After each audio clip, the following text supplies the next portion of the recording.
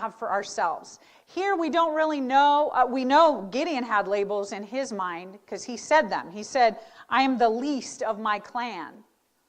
So it makes me think when he's at a dinner party or something and he's getting to know somebody and you're, like, well, what do? I thresh wheat.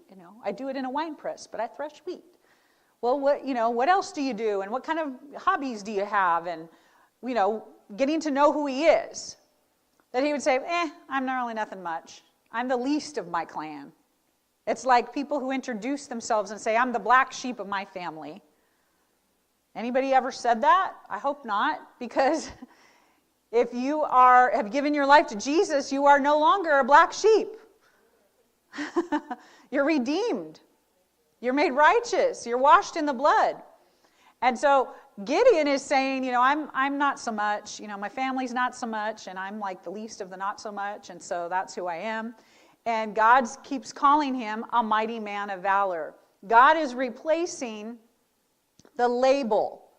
Now, we don't know where Gideon got his label. We don't know if he gave it to himself, if he heard all his life, oh, you're from that family, they're nothing much.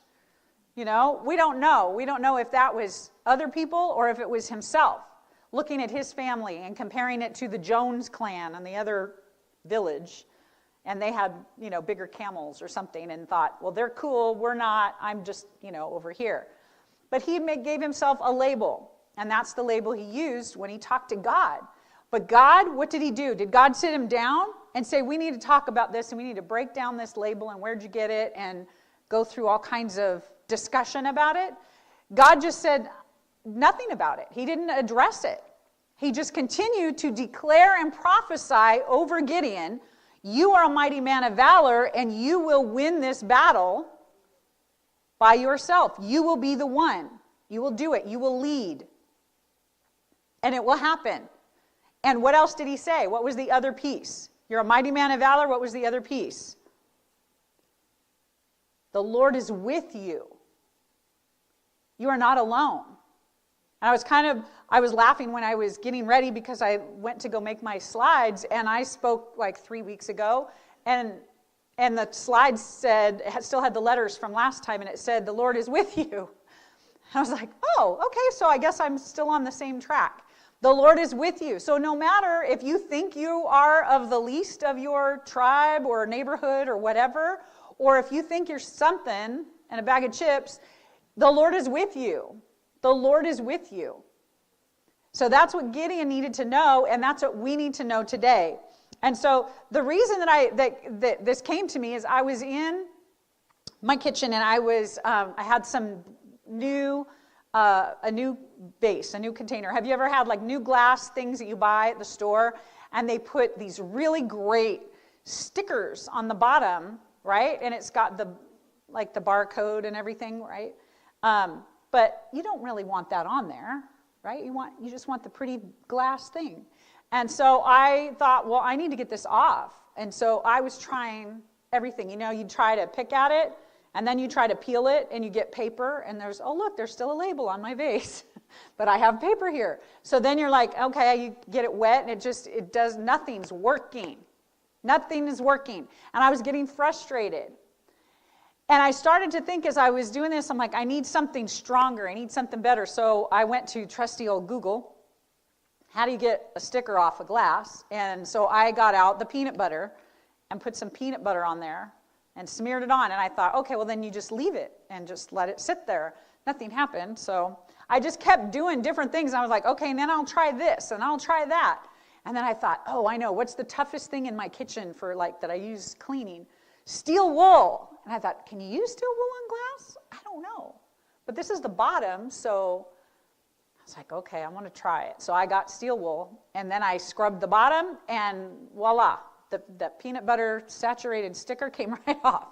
But as I was doing that, I thought, when we have labels that we've either attached to ourselves or other people have attached to us and we've accepted them, sometimes it can be hard to get rid of those things.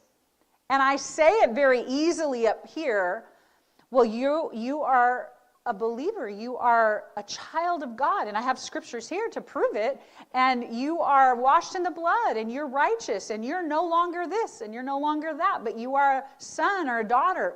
It's easy to say it, but if you are not in a place where you're believing it, you've got a really good, strong sticker on you.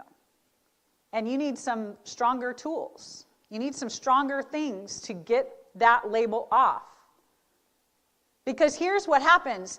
The enemy is the one that speaks. We say yes to Christ, and we receive all that he has for us. We receive that eternal life. We receive that gift and his presence, and we're so grateful, and we love him so much.